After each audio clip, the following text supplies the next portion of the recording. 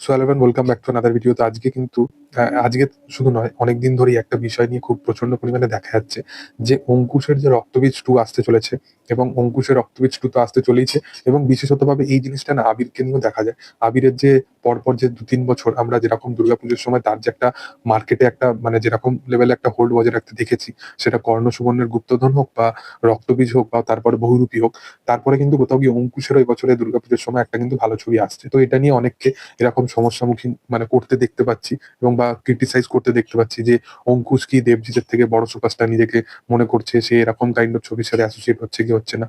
প্রথম কথা, আমি এই বিষয়টা নিয়ে একটা জিনিস বলতে চাই যে অঙ্কুশ কিন্তু এই মুহূর্তে দাঁড়িয়ে দেবজিতের পর যদি কাউকে সেরকম পরিচিতি স্টার হিসাবে যদি কাউকে মানা হয়, তাহলে সেটা কিন্তু অঙ্কুশ হাজরা। এবং অভিনয়ের দিক থেকেও যদি তুমি বিচার করে দেখো, অঙ্কুশ কিন্তু খুব ভালো একজন অভিনেতা। মানে সে যেরকম কাজ সে পেয়েছে এবং কাজের ধারা যত বদলাতে থেকেছে, অঙ্কুশ কিন্তু নিজের পারফরমেন্স আরো কিন্তু বেটার করতে থেকেছে। তার যে শিকারপুর বলে যে কাজটা এসেছিল, সেটা কিন্তু খুব ভালো কাজ করেছিল সেখানে সে। মির্জাতেও তার পারফরমেন্স কিন্তু খুব ভালো। তো অঙ্কুশ এজ এ পারফর্মার কিন্তু খুব ভালো। মানে তাকে যখনই এস্টাবলিশ মানে একটা চরিত্র আমরা দেখতে পাই, সেটা কিন্তু খুব ভালো। এবং রক্তবীজের যেরকম ওই খুব সারপ্রাইজ এলিমেন্ট হিসাবে অঙ্কুশকে যেভাবে ব্যবহার করা হচ্ছিল, আমরা তো ভাবতেই পারিনি। এবং লাস্টে যেভাবে তাকে দেখানো হয়েছিল, সেই থেকে কিন্তু সেই রক্তবীজ 2 এতে এই ক্যারেক্টারটাকে আমরা দেখার জন্য কিন্তু বিশালভাবে অপেক্ষায় আছি।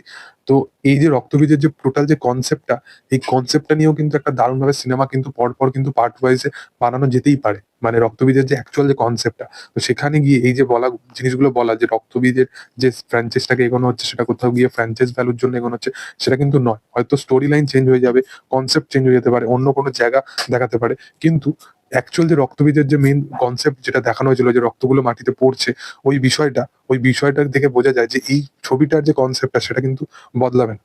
এটা কিন্তু ধীরে ধীরে কিন্তু এই জিনিসটা আরো বাড়তে থাকবে। তো সেখানে গিয়ে হয়তো আমার মনে হয় না যে ভিক্টর ব্যানার্জি এই ছবিতে হয়তো থাকতে চলেছে। আমার মনে হয় না যে ভিক্টর ব্যানার্জির যে ক্যারেক্টারটা, যেটা রক্তবীজ 1 এ ছিল, ভিক্টর ব্যানার্জি যে জায়গায় শেষ হয়েছিল ছবিটা, সেই জায়গার দাঁড়িয়ে সেই জিনিসটাকে আর মনে হয় না যে কন্টিনিউ করবে।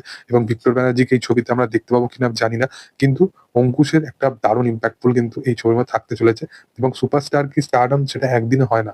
তাকে সুযোগ দিতে হবে, তবেই সেই স্টারডম বা সুপারস্টারের এই ট্যাগলাইনটা আমরা তাকে দিতে পারবো। এবং অঙ্কুশের সাথে সোহম এই ছবিতে থাকতে চলেছে। দেখার আমি তো বিশালভাবে অপেক্ষায় আছি রক্তবীজ 2 নিয়েও এবং তার সাথে রঘু ডাকাত বা অন্যান্য ছবিগুলো নিয়েও। তোমাদের কি বক্তব্য এই বিষয়বস্তু নিয়ে অবশ্যই কমেন্ট সেকশনে জানাতে পারো। ভিডিও যদি ভালো লেগে থাকে, লাইক, শেয়ার, সাবস্ক্রাইব করে দিও। Thank you all. বাই।